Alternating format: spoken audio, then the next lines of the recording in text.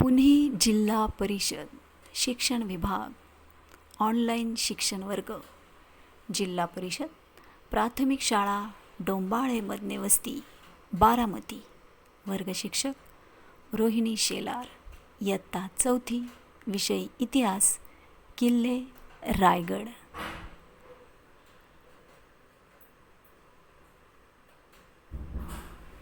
विद्यार्थी मित्रांनो, जसं की आपल्या सगळ्यांना माहिती आहे, कोरोनामुळं लॉकडाऊन चालू आहे.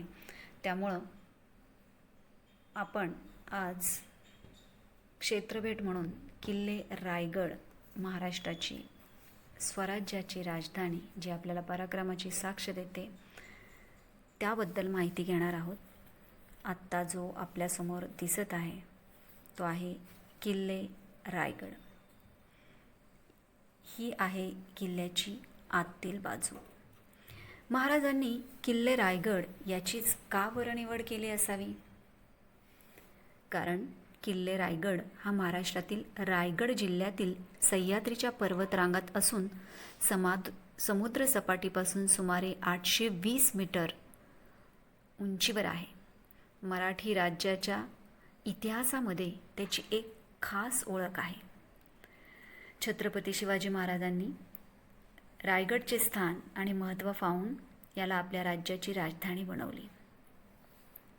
शिवराज्याभिषेक याच ठिकाणी झाला. आता जे आपण पाहत आहात ती रायगडची आतील बाजू.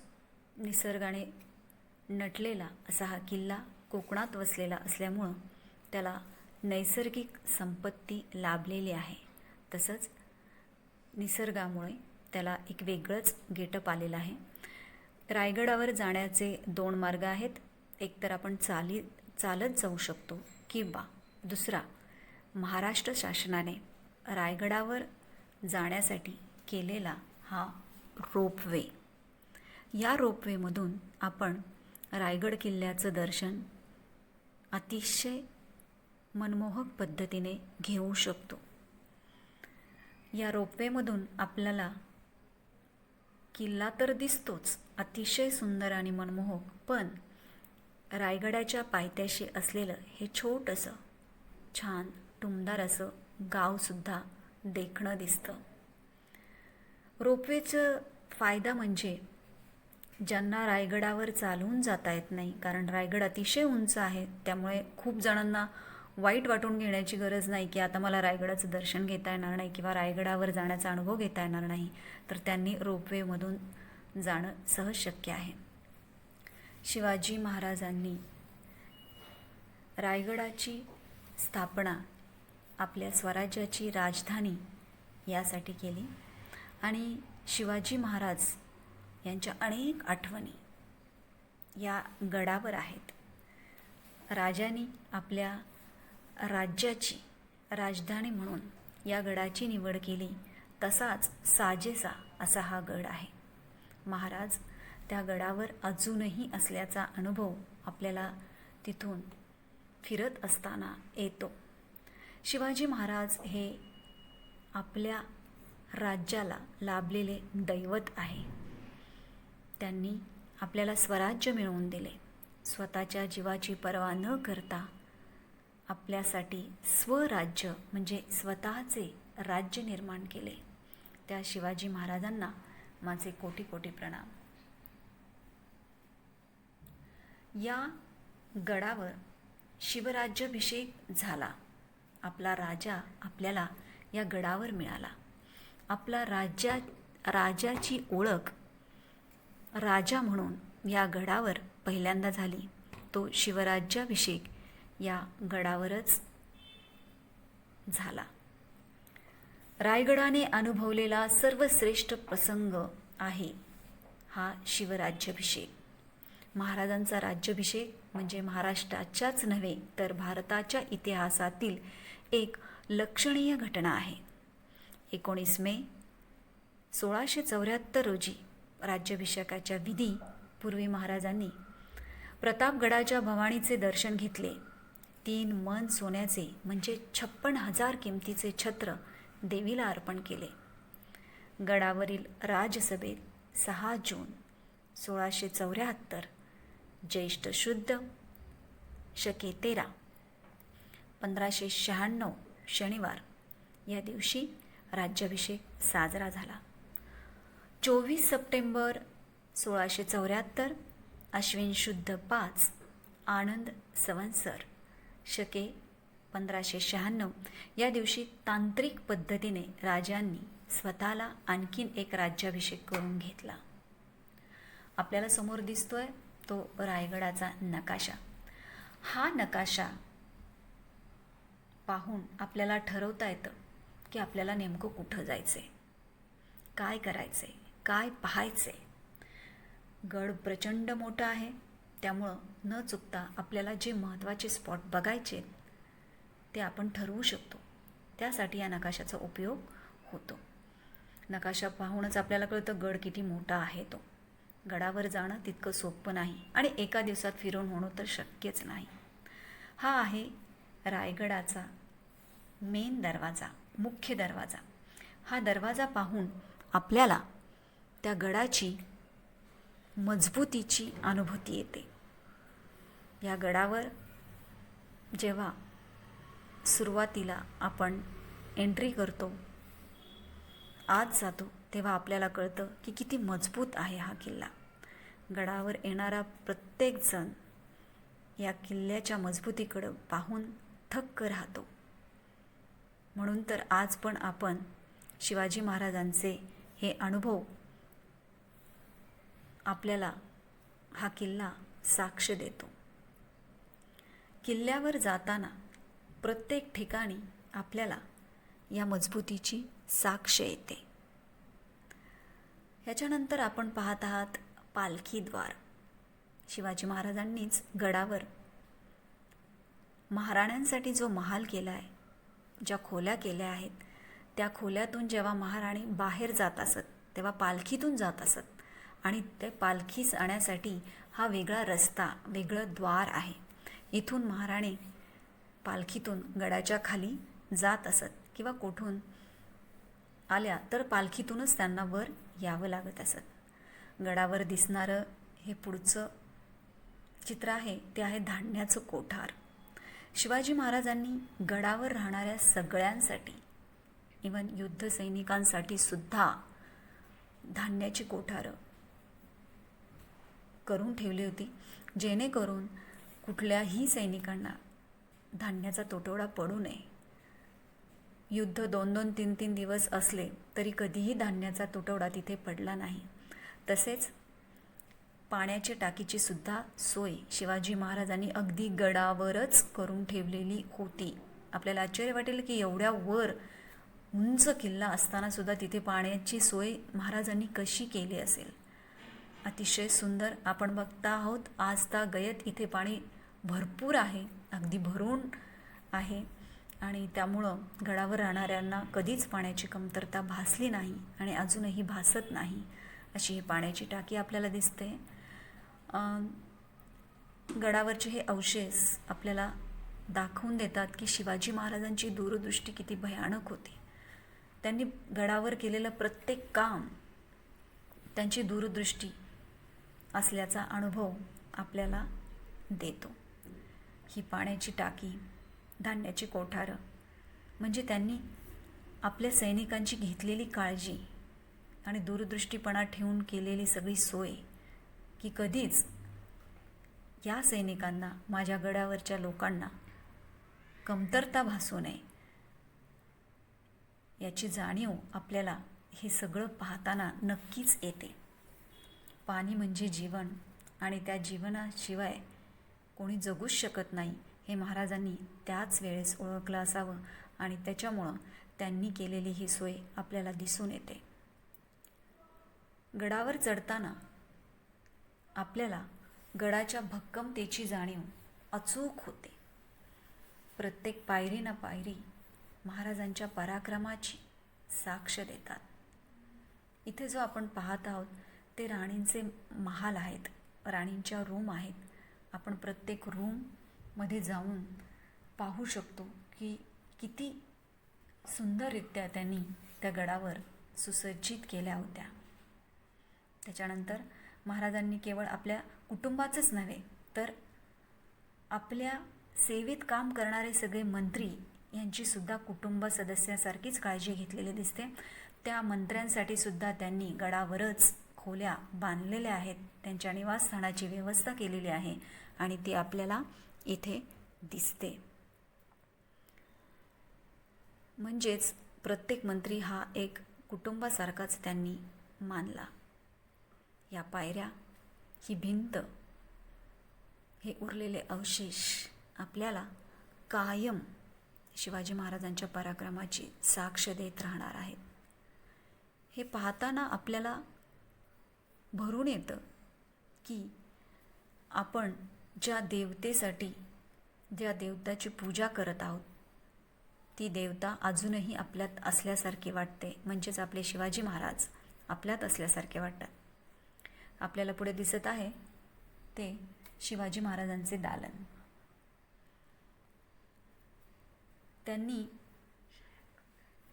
त्यांनी येथे विश्रांतीगृह केले होते स्वतःसाठी आणि त्या विश्रांतीगृहामध्ये ते लढाईहून आल्यावर विश्रांती घेत असत. तसेच हे महाराजांचे शयनकक्ष. दुसरं चित्रसुद्धा त्याचंच आहे, जिथे महाराज आपल्या शयनामध्ये विश्रांती घेत होते. आणि आलेल्या प्रत्येक पाहुण्यांचे स्वागत ते आपल्या या खोलीत आपल्या कुटुंबातील सदस्यांसारखेच करत असत. आपल्या महाराजांनी आपल्यासाठी हे जे करून ठेवलं आहे त्याची गणना कशातही होऊ शकत नाही. ही संपत्ती आपल्याला ते देऊन गेलेत. हा पराक्रम, हा दूरदृष्टीपणा, ही शक्ती, हा सगळा किल्ला त्याची साक्ष आपल्याला देत आहेत. महाराजांनी महाराष्ट्रात स्वराज्य, स्वतःचे राज्य निर्माण केले. त्याच्यानंतर आपल्याला दिसत आहे राज्य दरबारात जाण्याचा हा मार्ग. त्याला महाद्वार असे म्हणतात, जिथे बसून आपल्या राज्याची हालहवाल घेत असत. शत्रूवर येणाऱ्या, शत्रूच्या अनेक हालचाली यांच्यावर नजर कशी ठेवायची हे महाराजांना अचूक माहिती होतं. महाराजांनी केलेलं हे काम, हे द्वार पाहून आपल्याला कळतं की किती सुंदर केलेलं होतं. त्याची नक्षीकाम बघून आपण थक्क होतो की कोणताही इंजिनियर नसताना सुद्धा त्या काळात या किल्ल्याची जडणघडण अतिशय सुंदर पद्धतीने आणि इतकी मजबूत झालेली आहे की आजतागायत आपल्याला महाराजांच्या आठवणींची साक्ष देत आहेत. हा आहे राज्य दरबारातील सिंहासन, जिथे बसून आपला राजा राज्य करत होता. आणि अजूनही असं वाटतं की आपला राजा आपल्यामध्ये आहे. किल्ला फिरताना असं कुठंही जाणवत नाही की ते नाही आहेत. आपल्याला असं सतत जाणवतं की माझा राजा माझ्याबरोबर आहे. अजूनही आपल्या राज्याकडे त्यांचं लक्ष आहे. रायगडावर बसून राज्यातील प्रत्येकाची सुखदुःखे ते पाहत आहेत स्वतःच्या नजरेने. असा हा माझा राजा, आपलं दैवत अजूनही आपल्यात आहे याची साक्ष हा किल्ला दिल्याखेरीज राहत नाही. या किल्ल्यावर पुढे जे दिसत आहे ती आहे बाजारपेठ. महाराजांनी गडावरील लोकांसाठी बाजारपेठसुद्धा उभारली होती. आणि ही बाजारपेठ बघून तुम्हाला कुठेही असं वाटणार नाही की आजच्या आधुनिक काळातील बाजारपेठपेक्षाही सुंदर अशी त्या काळातील बाजारपेठ होती. आणि शिवाजी महाराजांचा हा दूरदृष्टीपणा पाहून थक्क होतं. हा आहे बाजारपेठातला आतील भाग. या बाजारपेठाच्या समोरच जसं रायगडावर अनेक सण उत्सव साजरा होत असत अतिशय आनंदाने आणि उत्साहात, त्यातीलच एक सण म्हणजे होळी. रायगडाच्या समोर महाराजांनी होळी साजरी करण्यासाठी होळीसाठी एक मैदान आयोजित केले होते. मैदानसुद्धा त्यांनी तयार केले होते. हे आहे टकमक टोक. या टकमक टोकावरून दोषींना ढकलून दिलं जात असत. त्यांना शिक्षा म्हणून या टकमक टोकावरून ढकलून दिलं जात असत. फितोरी करणाऱ्यांना इथेच आणून शिक्षा दिली जात असत. महाराजांच्या राज्यात फितोरीला कधीच स्थान नव्हतं आणि नसणार. हे आहे जगदीश्वराचं मंदिर. जसं की आपल्या सर्वांना माहिती आहे, शिवाजी महाराज हे शिवभक्त होते आणि त्यामुळंच त्यांनी रायगडावर जगदीश्वराच्या मंदिराची स्थापना केली होती, जेणेकरून अनेक भाविक आपल्या आराध्य दैवताची पूजा करू शकतील, दर्शन करू शकतील आणि आस्था गयात या जगदीश्वराच्या मंदिरात तेवढीच गर्दी होते. हे आहे भवानी टोक.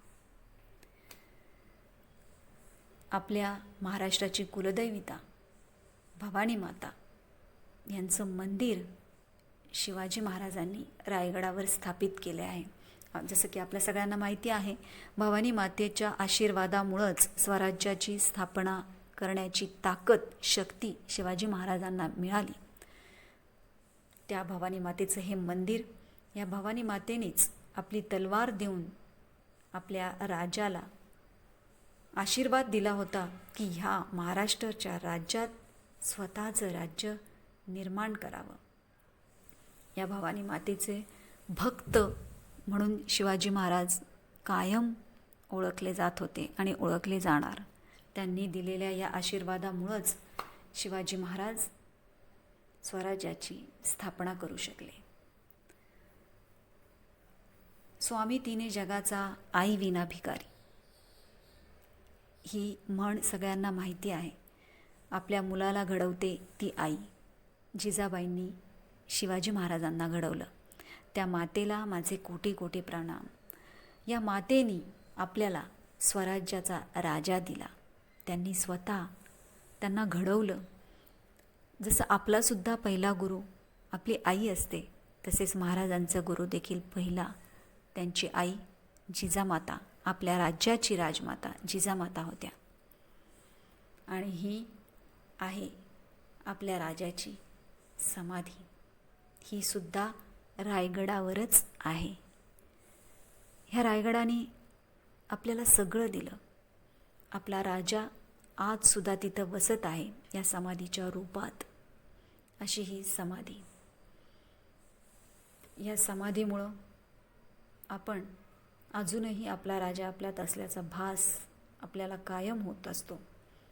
आपला राजा कोकणात रायगडावर बसलेला आहे हे पाहून समाधान होतं आणि अजूनही असं वाटतं की ते आपल्यात कायम आहेत, आपल्या मनात आपल्यात कायम असणार. त्यांच्या पराक्रमाच्या माध्यमातून, त्यांच्या शौर्याच्या माध्यमातून त्यांनी दिलेलं हे सर्व काही, त्यांची संपत्ती, किल्ले, पराक्रम, दूरदृष्टीपणा, हा सगळे गुण आपल्याला नक्कीच घेण्यासारखे आहेत.